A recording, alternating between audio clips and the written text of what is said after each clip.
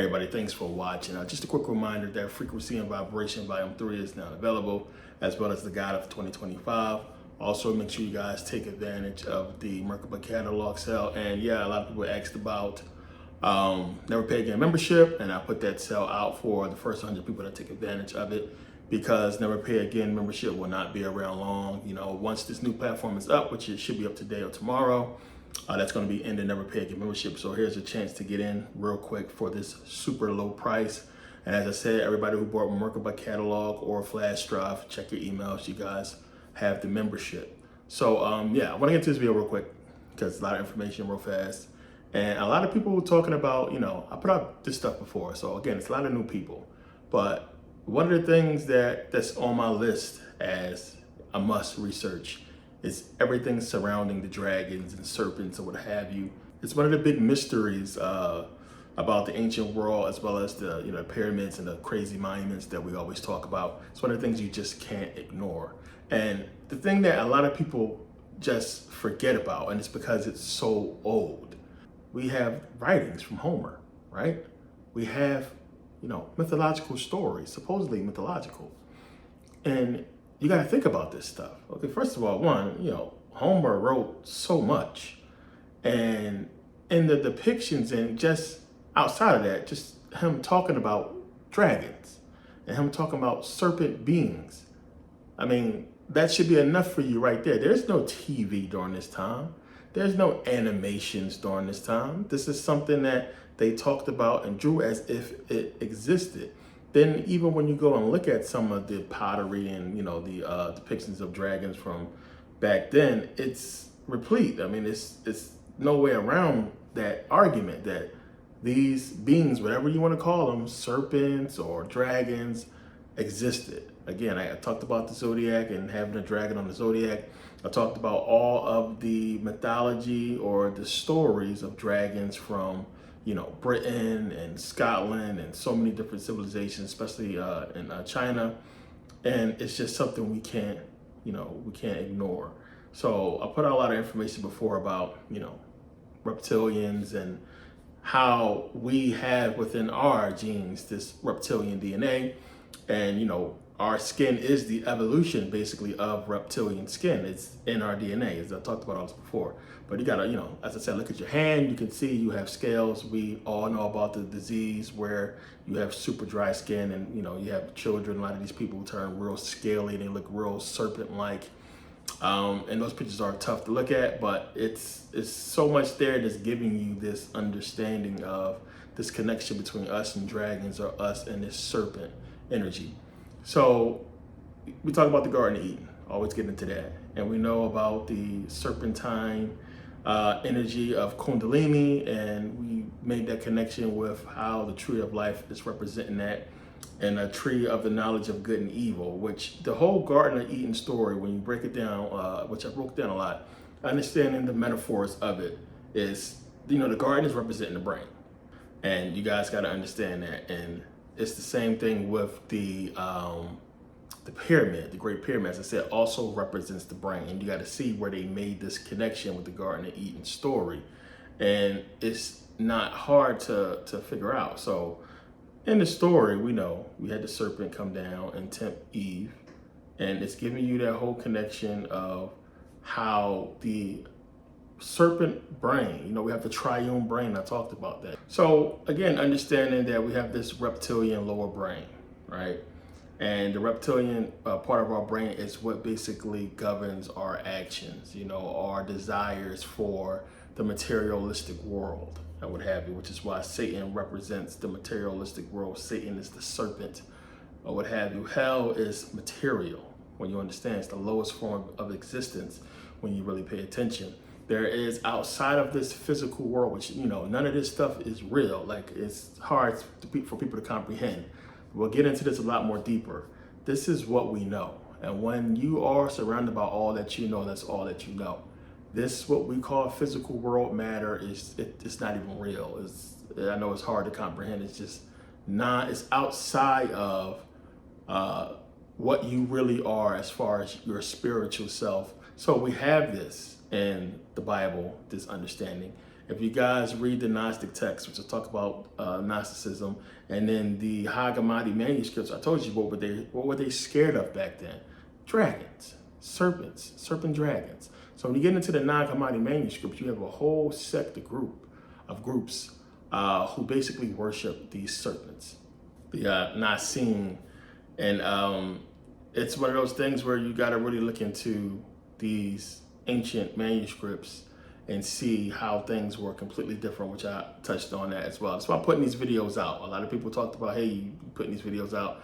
In these videos, I touched on all this stuff. So it's for a lot of the new people to go and look and see what I'm talking about, because they're about to get into a whole different line of research that I haven't touched on yet. But you got to have this prerequisite information. So yeah, I'm going to be talking about this a lot. But remember, I gave you the whole connection with the Garden of Eden story. And then when you start getting into the Gnostic texts, which we're going to get into that coming up, then you can see this connection, the reptilian connection, and how this stuff is just, using, as we know, ancient Egyptian mythology and all the other ancient stories. You have Eve in the garden. And remember, I said the garden represents the brain. You have the tree representing the serpentine energy, the serpent representing Kundalini energy, the serpent basically having the knowledge of good and evil and trying to give it to man, which Adam and Eve will represent man and woman, but also will represent the pineal gland and opening it and being enlightened or what have you. So again, you have in the Great Pyramid also representing the brain, and you would have the Queen's Chamber. In the Queen's Chamber, you have the Queen's Chamber, the King's Chamber. Remember, I showed you guys the Queen's Chamber has a little opening, and that opening shoots straight up into space and aligns with the Draco star system, which is the serpent or the Serpent Dragon. So again, you have this Garden of Eden story representing the brain. You have this Great Pyramid where in the Queen's Chamber, you have this whole connection with the Draco constellation, giving you this whole thing. A lower brain as well. Remember, the Queen's Chamber is lower. Lower brain, reptilian brain. Is giving you this whole understanding. So you got to still look at the rest of the world and where we can see all of this dragon, reptilian, symbology, and it's everywhere. And it's something that, again, is on my list of things you must research and look into, because you just can't escape it or get around it. I talked about Maria Gambudis. She has found some of the oldest artifacts ever. And she's one of my, heroes and people who I talked about a lot, because she fought so hard to get her information out there. And they wanted to discredit her because she was a woman, but she had facts and proof, and you just couldn't discount what this woman was saying. And again, you got to understand, talk about the whole Garden of Eden thing once again. Nowhere in the world a woman comes from a man's rib. There's no way around that. You can't get a man without a woman, period, point blank. So if you can't get a man without a woman, that should tell you, common sense should tell you that women had to be here first, right? And of course, we know without the two, man and woman, you can't, procreate. But again, we have so many different civilizations that talked about the woman being able to reproduce on her own. And again, everything a man is and ever will be comes from a woman. So what you need to produce or have a child that comes from a man already exists within a woman or came from a woman. And we don't know if it's something that was a different type of genetics back then, or something that's outside of our knowledge. But in any case, Maria Gambudis found this information.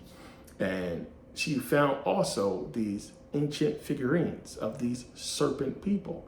So you have these serpent beings that's like half their body is like serpent, and the top half is like, human, but then some of them are like reptilian and like, serpent bottoms. We also see this with the Nagas. I talked about the Nagas over in Asia. We find the Nagas in Thailand, Cambodia, what have you. And again, these are serpentine beings that so many ancient civilizations talked about. And again, you can't just ignore that. You got to still look at the fact that this is ancient stuff. These people depicted this. They drew it. They carved it out. Like, again, of course, I know people got imaginations, but if you have an imagination and you're trying to produce something, there's probably a reason behind it. I don't think that you're going to carve this carving from something that didn't exist to put out to people and teach a story about something that, you know, you can't prove or you can't show. Everybody was down with this information. Everybody was going along with it and the teachings of it, and it spread. There's not that much coincidence in the world that we find all the way over in Thailand and Asia and China as well, dragons, you know, the Nagas, these serpent beings. And then we move all the way to Turkey, and we find the same thing with the serpent beings. Maria Gambudis found these figurines, you know, in Egypt as well. You know, the whole serpentine beings as well. So I talked about this with the W rays, the headdress on the Egyptian headdress. And we know that the serpent and the vulture, which is Wajet and Nekbet, represents Upper and Lower Egypt. But again, I showed you guys with the serpent, when you look on the back, it represents the serpentine energy. That serpent goes all the way down the back, down the spine. And that's what it's representing, the higher and lower brain. You have the higher and lower brain. We see that with the Wajet and Nekbet, with the bird brain limbic system, which we have basically the same type of system with our brain. And then the lower brain, the reptilian brain, is basically what is giving you this information, where also with the Kundalini energy of the serpent, we see it goes all the way back down to the spine. This is what it's alluding to when we get into all that. It's a lot more information on serpents and ancient Egypt, which we'll get into eventually, because there was a lot there. I touched on it a little bit before. So it's not something that that's far-fetched as far as dragons.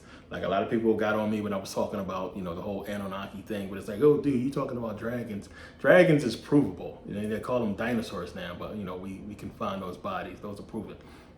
This whole thing with the Anunnaki, again, I mean, people gotta let it go. It's bullshit. I'm sorry. The reptilian thing is just way more information into that, way more proof. And you're going to see them try to marry the two, and they're already doing that with the reptilian stuff and this whole Anunnaki thing. But it's one of those things where you can't get around the reptilian thing, because it's just so much. And with the Gnostic texts, you know, talking about the icons, the archons, the archons and these others, the archontics, the All-Fights, the Sethians, what have you. And the archons are supposed to be in charge of, they basically prevent the soul from leaving this physical world, you know, according to the Gnostic text. And it's something to think about, that serpentine energy. All that stuff goes with this information, and it's all mixed up in that text, the Nag Hammadi manuscript text. But again, it's something that you can't ignore, and you got to look into it. And when you read the Nag Hammadi manuscripts, you get into the Gnostic text. You know, it's just something we can't ignore about these people being basically, you know, harassed by these serpent beings, these serpent dragons. And again, you see these depictions all over. What you don't see is anything with this whole Anunnaki thing. Like, just get off of that. It's just the worst. You know, the more I see it, the more I just laugh at it, because I can't believe people still believe in this stuff.